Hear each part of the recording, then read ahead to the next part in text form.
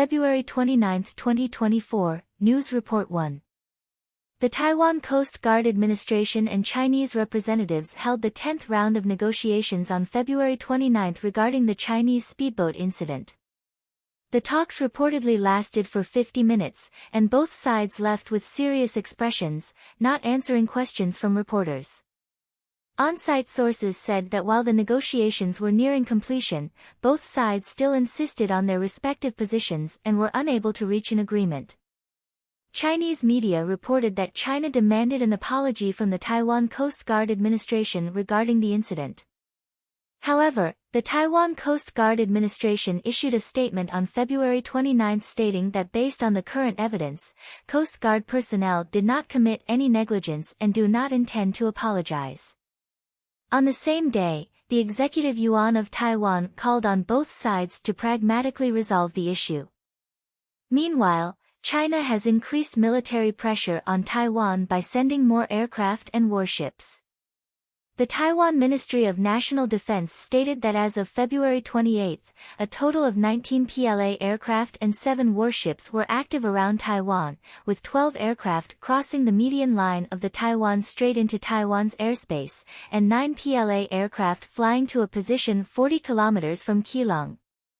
2 other aircraft entered the southwestern airspace, with the closest distance to Taiwan being 53 nautical miles.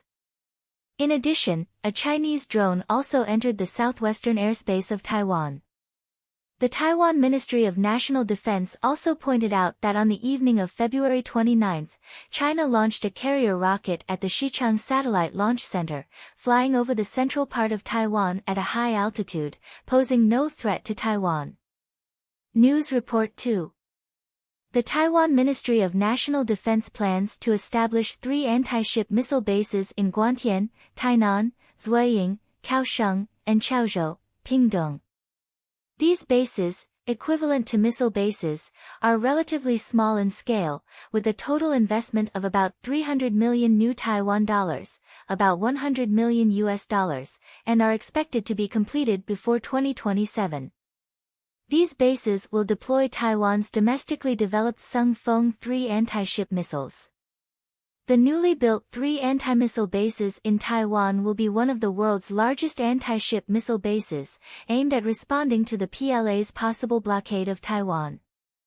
In addition, the Taiwan Ministry of National Defense plans to select Yunlin, Tainan, Kaohsiung, Pingdong, and Taitung to build the Haifeng Brigade base, deploying U.S. Harpoon missiles and Taiwan's domestically developed missiles.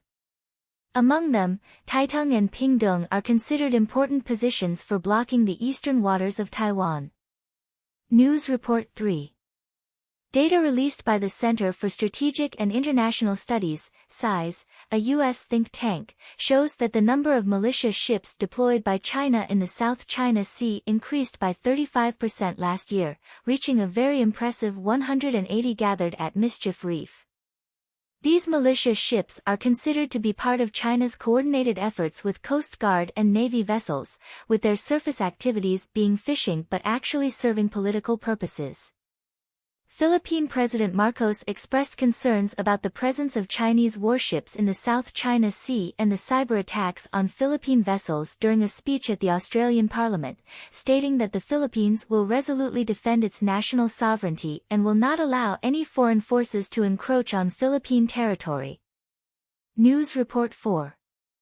Politico reported that 4 U.S. lobbying firms terminated their contracts with Chinese companies last week. Among them, Stidop terminated its contract with Huawei in Shenzhen, Anqing law firm terminated its contract with Xiaomi, Brownstein Hyatt Farber Schreck terminated its contract with Hikvision, and the Vogel Group terminated its contract with DJI. These companies are well known in the U.S. lobbying industry. A website that tracks political donations in the United States secretly released data showing that since 2016, China has spent $400 million on lobbying in the United States, the highest among all countries. Researcher Sobolek of the U.S. Foreign Policy Committee stated that for decades, special interests have dominated U.S.-China relations, and lobbying firms have helped Chinese companies avoid scrutiny in the U.S. political process. However, U.S. lawmakers now have less trust in Chinese companies, which represents a structural change. Therefore, the U.S. Congress is considering creating a blacklist of companies that prohibit meetings based on the list of companies identified by the U.S. Department of Defense as having connections with the Chinese government. If this measure is implemented, it will change the lobbying culture in the United States. News Report 5. The U.S. Department of Commerce announced on February 29 that it will conduct a national security investigation into Chinese electric vehicles and related components to determine the extent to which these vehicles collect and transmit information to China, and what preventive measures need to be taken. The announcement issued by President Biden stated that Chinese electric vehicles may collect sensitive data from U.S. citizens and infrastructure and transmit it back to China. Biden also pointed out that U.S. cars are restricted in China, so why allow Chinese electric vehicles to operate in the U.S. without safeguards? U.S. officials said that as China's electric vehicle exports are rapidly developing, and China has established a foothold in Europe and elsewhere, it is necessary to take action quickly. Chinese electric vehicles are flooding the U.S. market, including Tesla and Volvo. Volvo is now a brand under the U.S. Geely company, so it is necessary to take action. Li Gu, executive vice president of BYD, said on February 28 that BYD is building a factory in Mexico, with a planned annual production of 150,000 electric vehicles. Vehicles and components produced in Mexico are eligible for preferential treatment under the U.S.-Mexico Free Trade Agreement and are eligible for a $7,500 tax credit for electric vehicles. The U.S. Manufacturing Trade Organization has warned the U.S. government to prevent China from selling electric vehicles to the U.S. through Mexico. The reason is that Chinese electric vehicles are supported by Chinese government policies and funds, and are priced low. Once they enter the U.S. market, they may cause the collective collapse of the U.S. automobile industry. News Report 6. The Canadian newspaper, The Globe and Mail, reports that two Chinese scientists, Qiu Xianghua and Chen Keding, a married couple, were asked to leave the Canadian National Microbiology Laboratory in 2019 and were later fired in 2021. They were engaged in research on the most dangerous pathogens for humans and animals in the laboratory, such as the Ebola virus. Canadian official documents state that the Qiu Xianghua couple posed a credible and serious threat to Canada's economic security. It is reported that the Qiu Xianghua couple has an undisclosed bank account in China, to which Hebei Medical University transferred 1.2 million Canadian dollars. They have established deep cooperation with multiple institutions in China and plan to transfer scientific knowledge and materials to China for profit. Qiu Xianghua has published a large number of papers with the support of the Chinese government and collaborated with Chinese scientists on publications. Canadian Health Minister Mark Holland stated that the security breaches at the National Microbiology Laboratory are unacceptable but do not pose a threat to national security. The Canadian police said they would conduct a criminal investigation into the incident. The exposure of this incident could exacerbate tensions between China and Canada. News Report 7. The New York State Court of Appeals ruled on February 28 that former President Trump must pay a fine of $450 million on time.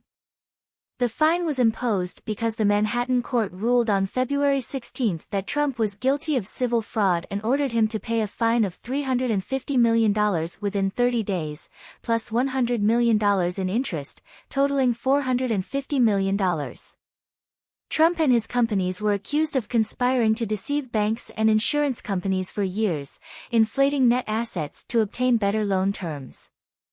Trump's lawyers said he would pay a fine of $100 million, citing that the loan ban in the February 16 ruling prevented him from obtaining enough money to pay the fine.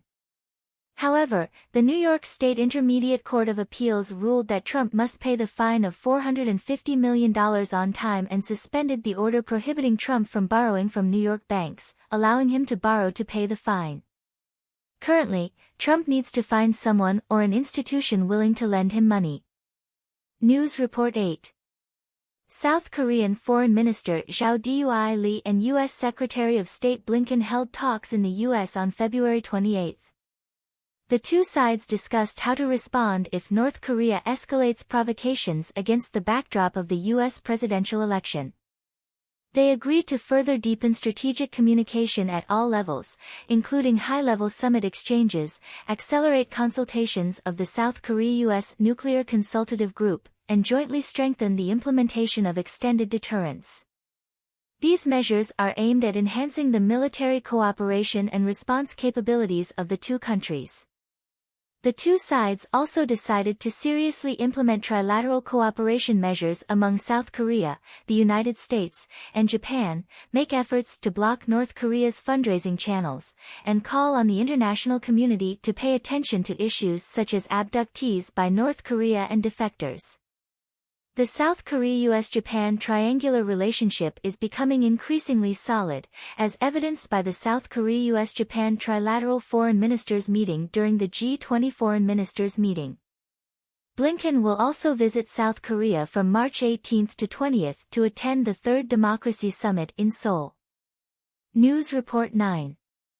Data released by the South Korean Statistics Office shows that the birth rate in South Korea last year was only 0.72, with only 230,000 babies born.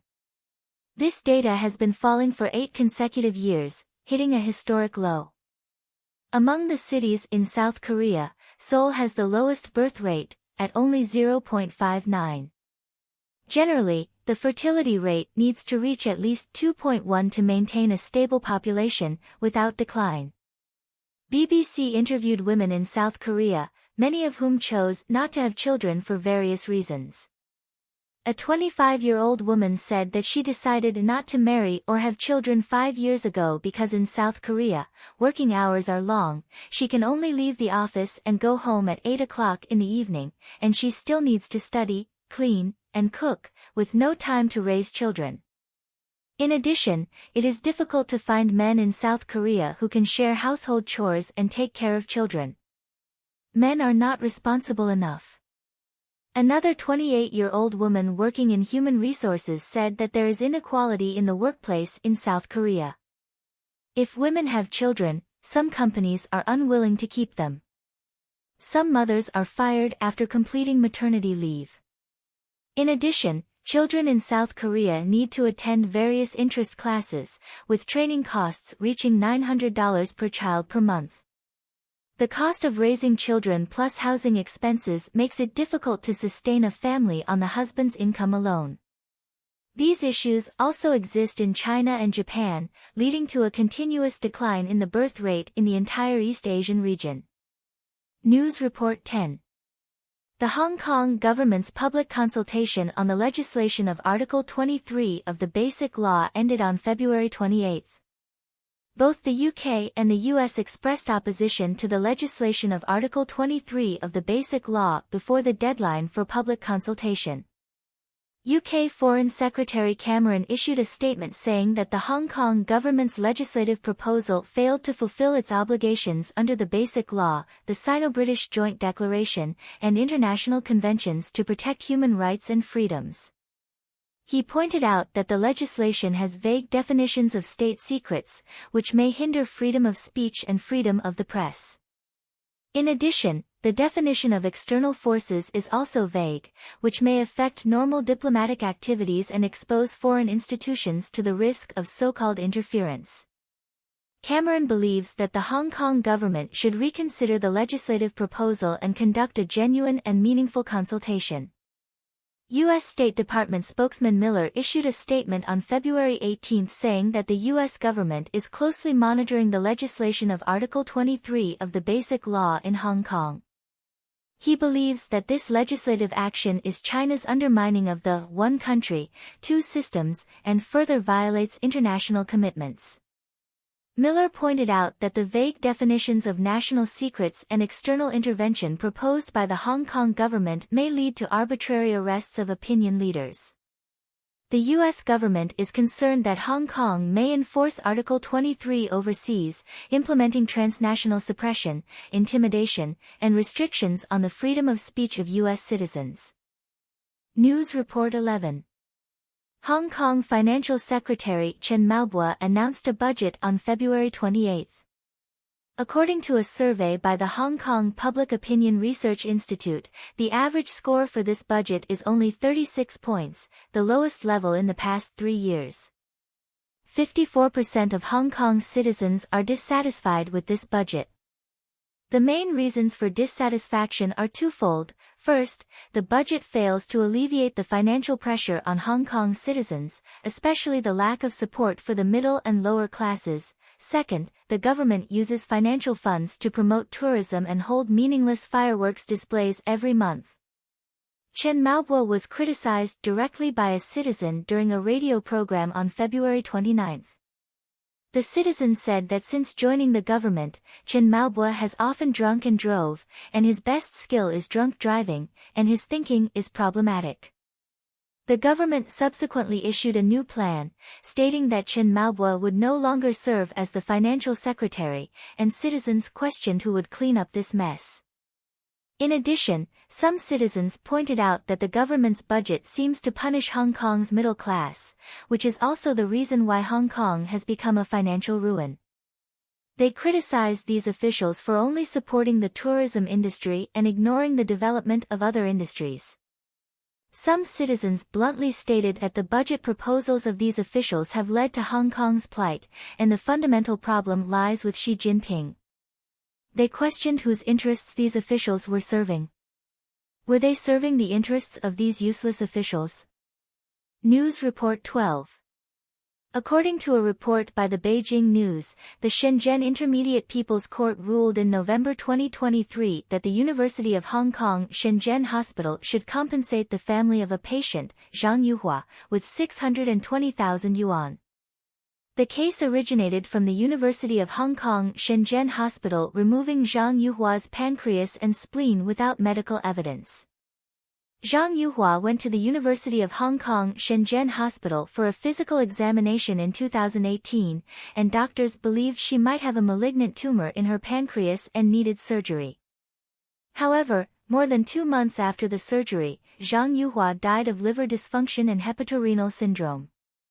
Zhang Yuhua's daughter discovered when printing her mother's medical records at the hospital that there was no pathological evidence of lesions before the surgery or during the surgery.